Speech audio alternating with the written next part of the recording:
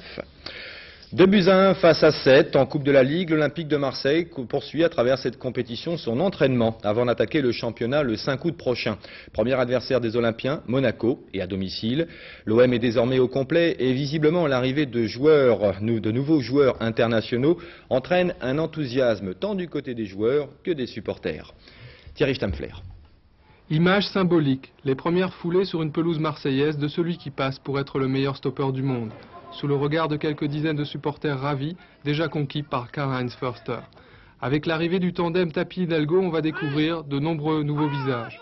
Aux côtés des anciens comme Bonnevet, Bell, Anigo, Bad, Diallo, Francini ou Zanon, les supporters marseillais attendent beaucoup des petits nouveaux.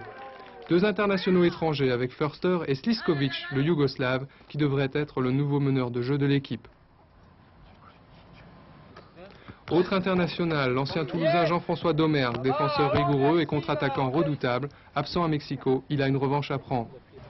En pointe, on retrouvera, outre Jean-Pierre Papin, absent ce matin, Patrick Cuben et son ancien coéquipier de Strasbourg, François Brisson.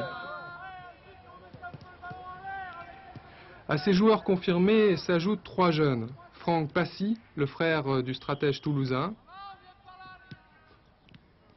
Et puis Thierry Loret, qui peut évoluer à la fois comme défenseur et comme milieu défensif. Enfin, pour compléter ce trio, le défenseur Chanlo. Dernier renfort, la doublure de Bell au poste de gardien, Henri Stromboli, qui vient de Monaco. Tout ce beau monde évolue sous la direction de Gérard Banide, ancien entraîneur de Monaco et Mulhouse, adjoint d'Henri Michel avec l'équipe de France. Banide dirige l'entraînement avec vigueur et bonne humeur. Le public marseillais, nostalgique des succès anciens, a une furieuse envie de retrouver très vite le plus haut niveau, ce qui ne semble pas effrayer Banide, outre mesure. Je crois que les gens sont assez quand même intelligents pour comprendre qu'à partir du moment où les joueurs qui sont là sont des joueurs de valeur, qui font tout ce qu'ils peuvent à l'entraînement, qu'ils ont une vie complète de sportifs. À partir de là, je crois que si tout le monde travaille dans le même sens, on peut avoir des résultats. On n'est pas forcément dans les premiers. Enfin, je crois que nous pouvons présenter au Stade de Vélodrome des prestations qui vont leur plaire.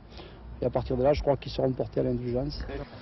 Mais ce matin, tous les regards étaient tournés vers Förster. Après sa brillante Coupe du Monde, il n'a pratiquement pas pris de vacances. Mais sa venue à Marseille est un tournant pour sa carrière.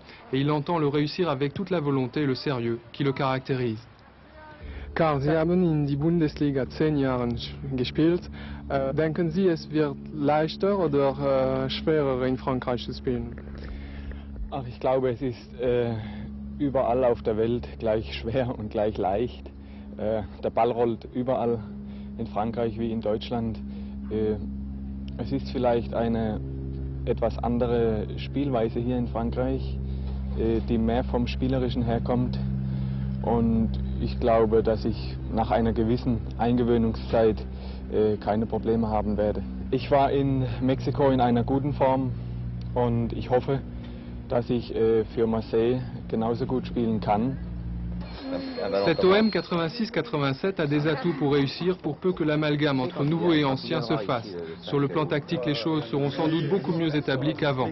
Le reste dépend de la glorieuse incertitude du sport, comme on dit.